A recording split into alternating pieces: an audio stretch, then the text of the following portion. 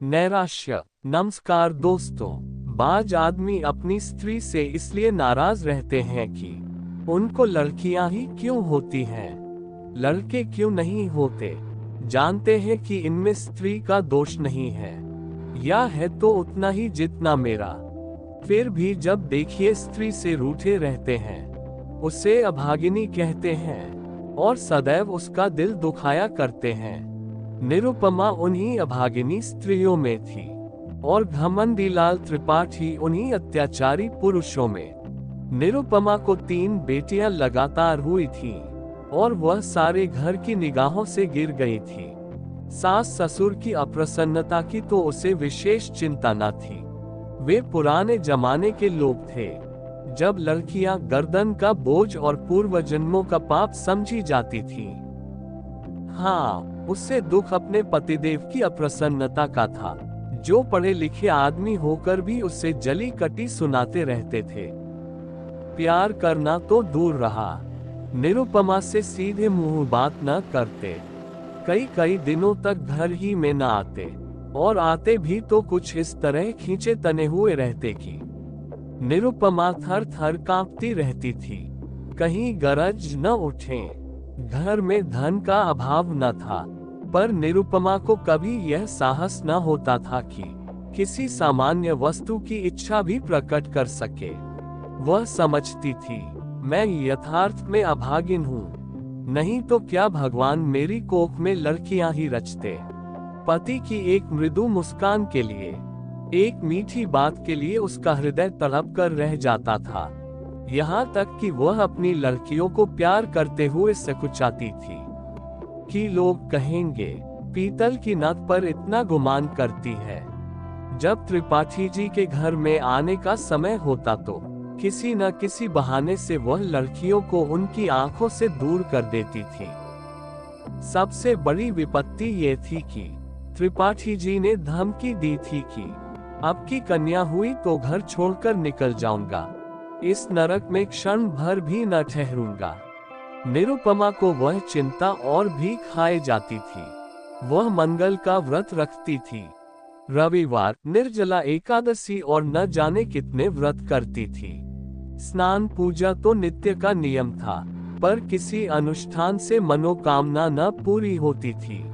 नित्य अवहेलना, तिरस्कार, उपेक्षा, अपमान सहते सहते उसका चित्त संसार से विरक्त हो जाता था।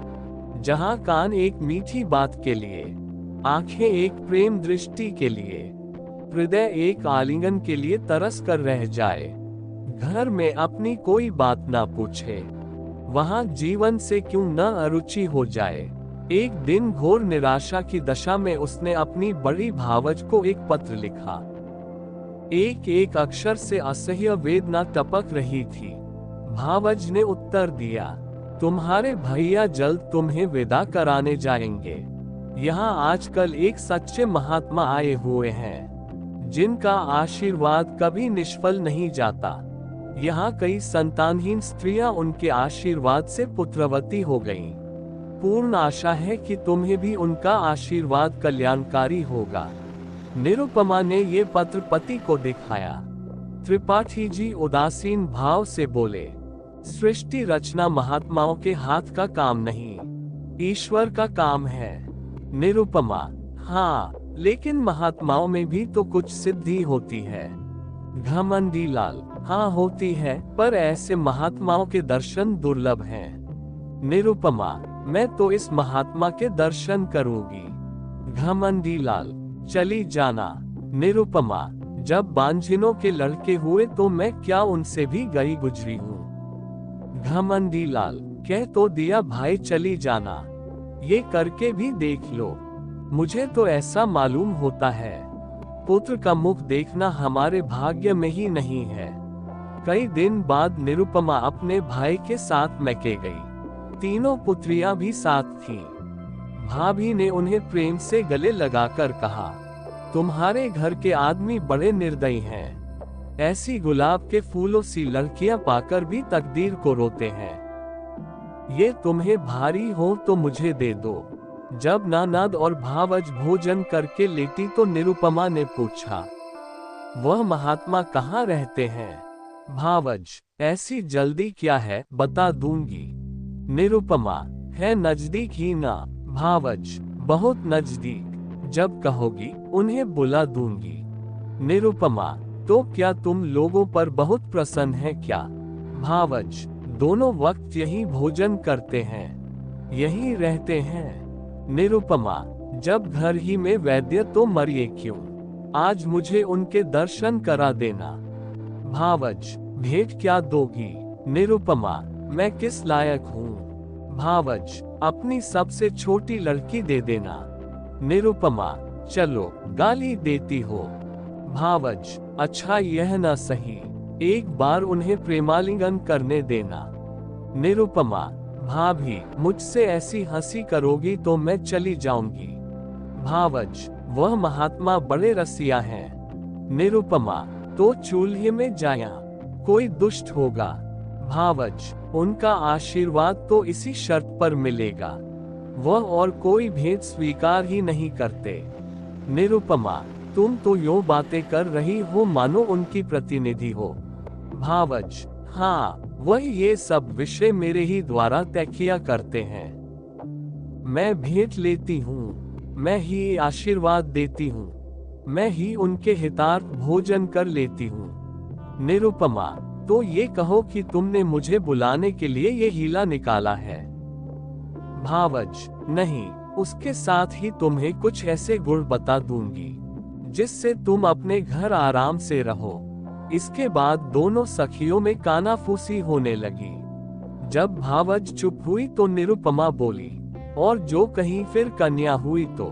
भावज, तो क्या, कुछ दिन तो शांति और सुख से जीवन कटेगा, ये दिन तो कोई लौटा न लेगा। पुत्र हुआ तो कहना ही क्या, पुत्री हुई तो फिर कोई नई युक्ति निकाली जाएगी। तुम्हारे घर के जैसे अक्ल के दुश्मनों के साथ ऐसी ही चालें चलने में गुजारा है। निरुपमा, मुझे तो संकोच मालूम होता है। भावज, त्रिपाठी जी को 2-4 दिन में पत्र लिख देना कि महात्मा जी के दर्शन हुए और उन्होंने मुझे वरदान दिया है। ईश्वर ने चाहा तो उसी दिन से तुम्हारी मान प्रतिष्ठा होने लगेगी। घमंडी दौड़े हुए आएंगे और तुम्हारे ऊपर प्राण निछावर करेंगे। कम से कम साल भर तो चैन की वंशी बजाना, इसके बाद देखी जाएगी।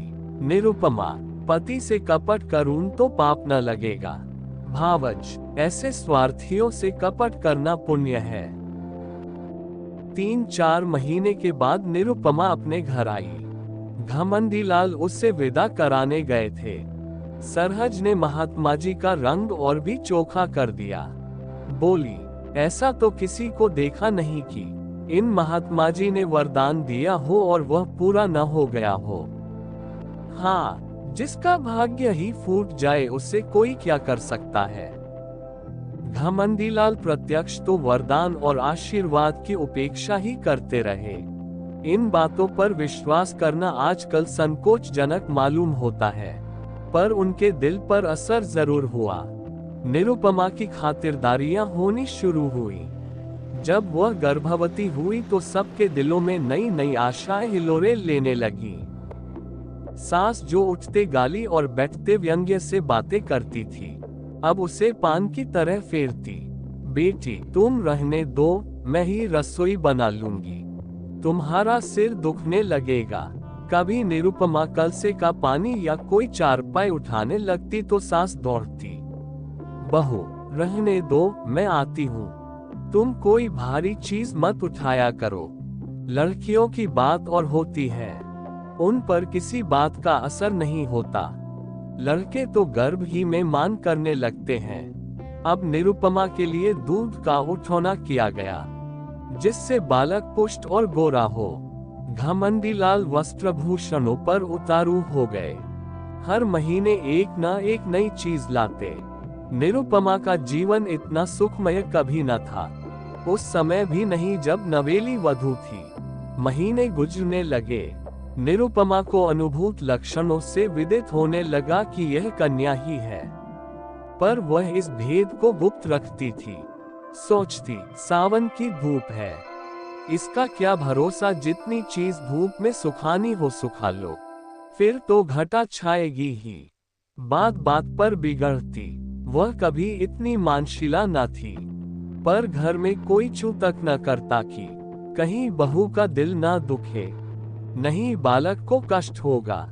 कभी कभी निरुपमा केवल घर वालों को जलाने के लिए अनुष्ठान करती। उसे उन्हें जलाने में मजा आता था। वह सोचती, तुम स्वार्थियों को जितना जलाऊं उतना अच्छा। तुम मेरा आदर इसलिए करते हो न कि मैं बच्चा जनूंगी जो तुम्हारे कुल का नाम चलाएगा। मैं कुछ नहीं हूँ, बालक ही सब कुछ है। मेरा अपना कोई महत्व नहीं, जो कुछ है वह बालक के नाते। यह मेरे पति हैं। पहले इन्हें मुझसे कितना प्रेम था, तब इतने संसार लोलुप न हुए थे। अब इनका प्रेम केवल स्वार्थ का स्वांग है। मैं भी पशु हूँ, जिसे दूध के लिए चारा पानी दिया जाता है। खैर यही सही। इस वक्त तो तुम मेरे काबू में आए हो। जितने गहने बन सके बनवा लूं, इन्हें तो छीन न लोगे। इस तरह 10 महीने पूरे हो गए। निरुपमा की दोनों नंदे ससुराल से बुलाई गईं। बच्चे के लिए पहले ही से सोने के गहने बनवा लिए गए। दूध के लिए एक सुंदर दुधार गाय मोल ले ली गई। घमंडीलाल उसे हवा खिलाने को एक छोटी सी सेजगाड़ी लाए। जिस दिन निरुपमा को प्रसव वेदना होने लगी, द्वार पर पंडित जी मुहूर्त देखने के लिए बुलाए गए। एक मीरशिकार बंदूक छोड़ने को बुलाया गया। गाने मंगल गान के लिए बटोर ली गईं। घर में तिल तिल पर खबर मंगाई जाती थी। क्या हुआ? लेडी डॉक्टर भी बुलाई गई। बाजे वाले हुक्म के इंतजार में बैठे थे। पामा भी अपनी सारंगी लिए जच्चा मान करे नंदलाल सुख की तान सुनाने को तैयार बैठा था। सारी तैयारियां, सारी आशाएं, सारा उत्साह, सारा समारोह एक ही शब्द पर अवलंबित था। ज्यों ज्यों देर होती थी, लोगों में उत्सुकता बढ़ती जाती थी। घमंडीलाल अपने मनोभावों को छिपाने के लिए एक समाचार पत्र देख रहे थे, मानो उन्हें लड़का या लड़की दोनों ही बराबर हैं। मगर उनके बूढ़े पिताजी इतने सावधान न थे। उनकी बाछें खिली जाती थीं, हंस हंसकर सबसे बात कर रहे थे और पैसों की एक थैली को बार बार उछालते थे। मीरशिकार ने कहा, मालिक से अब की पगड़ी दुपट्टा लूंगा। पिताजी ने खिलकर कहा, अबे कितनी पगड़ियां लेगा? इतनी बेभाव की दूंगा कि सर के बाल गंजे हो जाएंगे। पामा बोला, सरकार से अब की कुछ जीविका लूं। पिताजी खिलकर बोले, अबे कितनी खाएगा? खिला खिला कर पेट फाड़ दूंगा। सहसा महरी घर में से निकली। कुछ घबराई सी थी। वह अभी कुछ बोलने भी न पाई थी कि मीरशिकार ने बंदूक फायर कर ही तो दी। बंदूक छूटनी थी कि रोशन चौकी की तान भी छिड़ गई। पामा भी कमर कसकर नाचने को खड़ा हो गया। महरी, अरे तुम सब के सब भंग खा गए हो क्या? मीरशिकार, क्या हुआ क्या? महरी, हुआ क्या? लड़की ही तो फिर हुई है। पिताजी, लड़की हुई है। ये कहते कहते वह कमर थामकर बैठ गए, मानो वज्र गिर पड़ा। घमंडीलाल कमरे से निकल आए और बोले, जाकर लेडी डॉक्टर से तो पूछ, अच्छी तरह देख ले। देखा ना सुना, चल खड़ी हुई। महरी, बाबूजी, मैंने तो आंखों देखा है। घमंडीलाल, कन्या ही है। पिता, हमारी तकदीर ही ऐसी है बेटा। जाओ रे सब के सब। तुम सभी के भाग्य में कुछ पाना न लिखा था तो कहां से पाते? भाग जाओ। सैकड़ों रुपये पर पानी फिर गया। सारी तैयारी मिट्टी में मिल गई। घमंडीलाल, इस महात्मा से पूछना चाहिए। मैं आज डाक से जरा जाकर खबर लेता हूँ। पिता, धूर्त है, भूत। घमंडीलाल, मैं उसकी सारी धूर्तता निकाल दूंगा। मारे डंडों से खोपड़ी न तोड़ दूं तो कहिएगा। चांडाल कहीं का, उसके कारण मेरे सैकड़ों रुपए पर पानी फिर गया। ये सेजगाड़ी, ये गाय, ये पलना, ये सोने के गहने किसके सिर पटकूं? ऐसे ही उसने कितनों ही को ठगा होगा। एक दफा बस मरम्मत हो जाती तो ठीक हो जाते। पिताजी, बेटा, उसका दोष नहीं, अपने भाग्य का दोष है। घमंडी लाल, उसने क्यों कहा ऐसा नहीं होगा? औरतों से इस पाखंड के लिए कितने ही रुपये ऐंठे होंगे, वह सब उन्हें उगलना पड़ेगा, नहीं तो पुलिस में रपट कर दूंगा। कानून में पाखंड का भी तो दंड है। मैं पहले ही चौंका था कि हो न हो पाखंडी है, लेकिन मेरी सरहज ने धोखा दिया, नहीं तो मैं ऐसे पाजियों के पंजे में कब आने वाला था। पिताजी, बेटा, सब्र करो, ईश्वर को जो कुछ मंजूर था वह हुआ। लड़का लड़की दोनों ही ईश्वर की देन है, जहाँ तीन है वहाँ एक और सही। पिता और पुत्र में तो यह बातें होती रही। पामा, मीर शिकार आदि ने अपने अपने डंडे संभाले और अपनी राह चले। घर में मातम सा छा गया। लेडी डॉक्टर भी विदा कर दी गई। सौर में जच्चा और दाई के सिवा कोई न रहा। जब बच्चे की बरही हो गई तो घमंडी लाल स्त्री के पास गए और सरोष भाव से बोले, फिर लड़की हो गई। निरुपमा, क्या करूं, मेरा क्या बस। घमंडी लाल, उस पापी धूर्त ने बड़ा चकमा दिया। निरुपमा, अब क्या कहूं, मेरे भाग्य ही में न होगा, नहीं तो वहां कितनी ही औरतें बाबाजी को रात दिन घेरे रहती थीं। वह किसी से कुछ लेते तो कहती कि धूर्त है, कसम ले लो जो मैंने एक कौड़ी भी उन्हें दी हो। घमंडी लाल, उसने लिया या न लिया, यहाँ तो दिवाला निकल गया। मालूम हो गया तकदीर में पुत्र नहीं लिखा है। कुल का नाम डूबना ही है तो क्या आज डूबा, क्या 10 साल बाद डूबा। अब कहीं चला जाऊंगा, गृहस्थी में कौन सा सुख रखा है। वह बहुत देर तक खड़े खड़े अपने भाग्य को रोते रहे, पर निरुपमा ने सिर तक न उठाया। निरुपमा के सिर फिर वही विपत्ति आ पड़ी, फिर वही ताने, वही अपमान, वही अनादर, वही छीछालेदर। किसी को चिंता न रहती कि खाती पीती है या नहीं, अच्छी है या बीमार है, दुखी है या सुखी। घमंडी लाल यद्यपि कहीं न गए, पर निरुपमा को ये धमकी प्रायः नित्य ही मिलती रहती थी। कई महीने यूं ही गुजर गए तो निरुपमा ने फिर भावज को लिखा कि तुमने और भी मुझे विपत्ति में डाल दिया, इससे तो पहले ही भली थी। अब तो कोई बात भी नहीं पूछता कि मरती है या जीती है। अगर यही दशा रही तो स्वामी जी चाहे संन्यास ले या न ले, लेकिन मैं संसार को अवश्य त्याग दूंगी। भाभी यह पत्र पाकर परिस्थिति समझ गई। अब कि उसने निरुपमा को बुलाया नहीं, जानती थी कि लोग विदा ही न करेंगे। पति को लेकर स्वयं आ पहुंची। उसका नाम सुकेशी था। बड़ी मिलनसार, चतुर, विनोदशील स्त्री थी।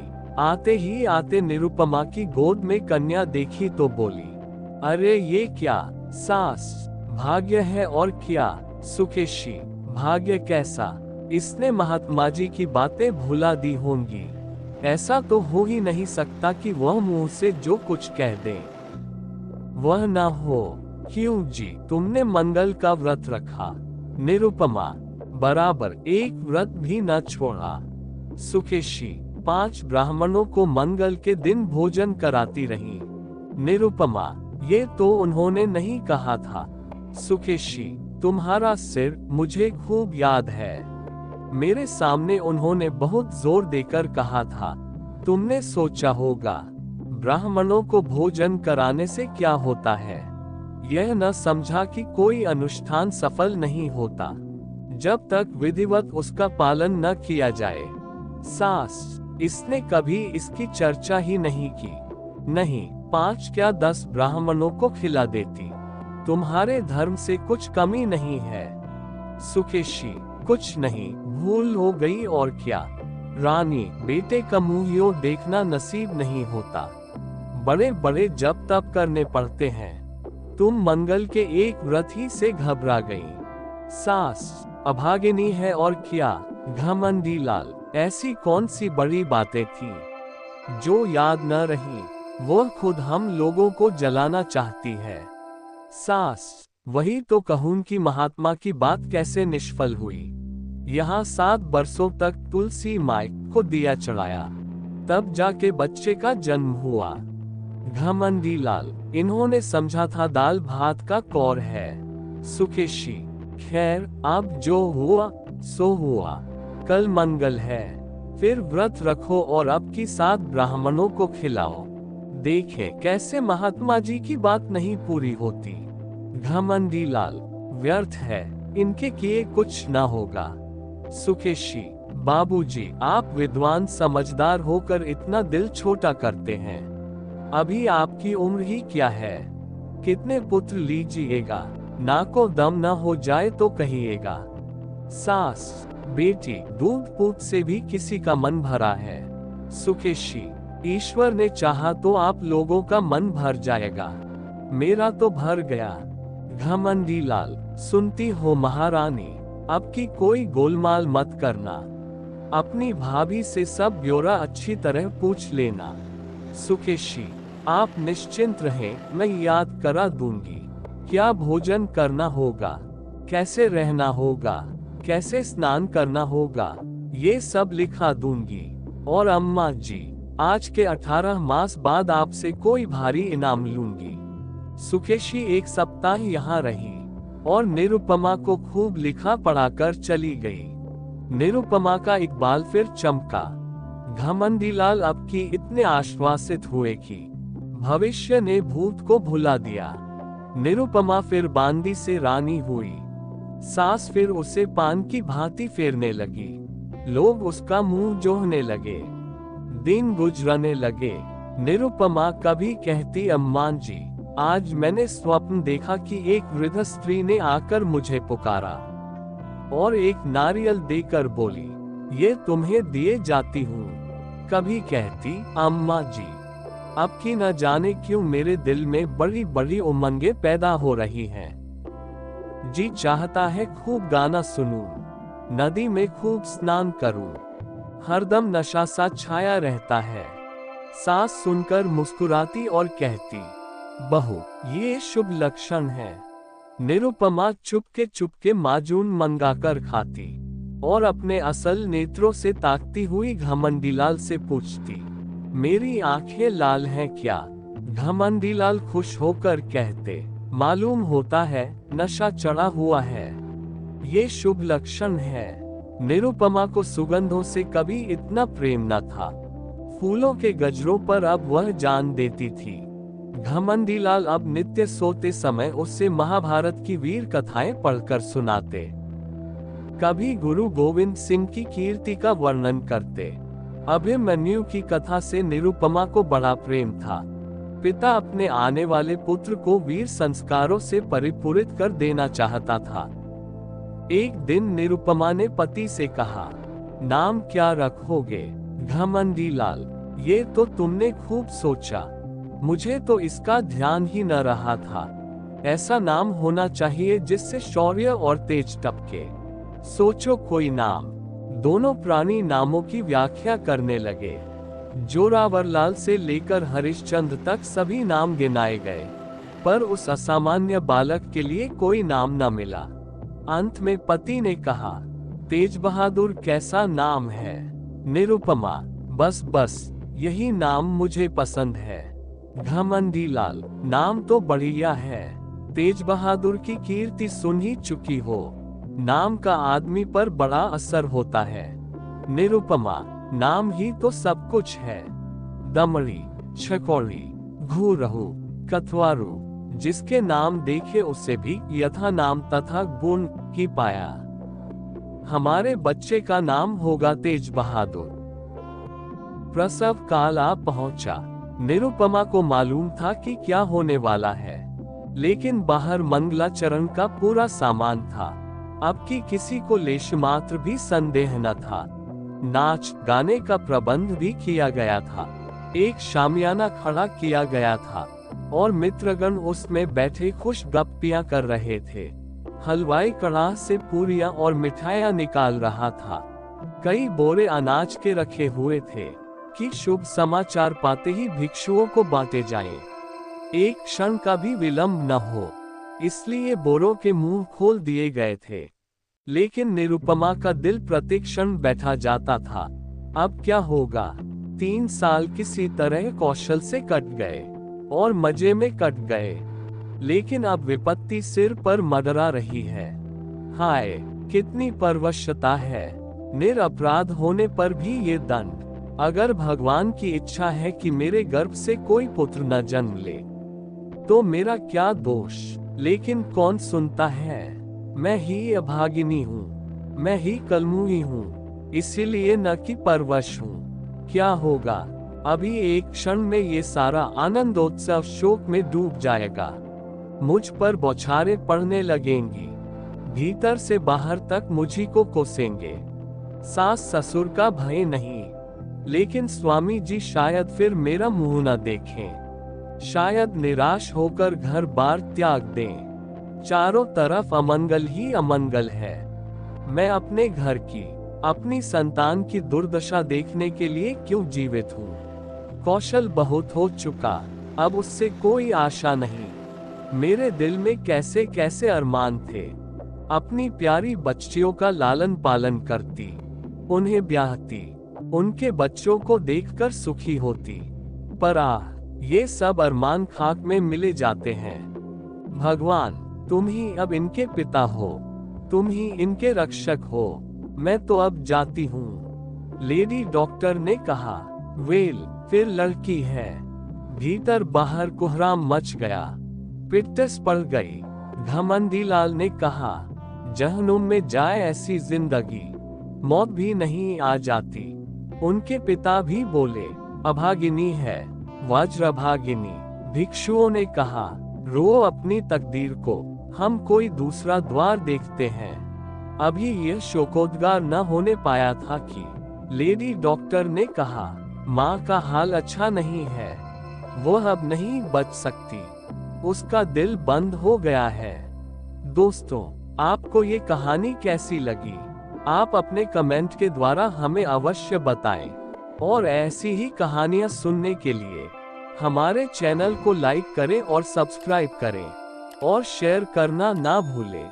ये वीडियो देखने के लिए आपका धन्यवाद।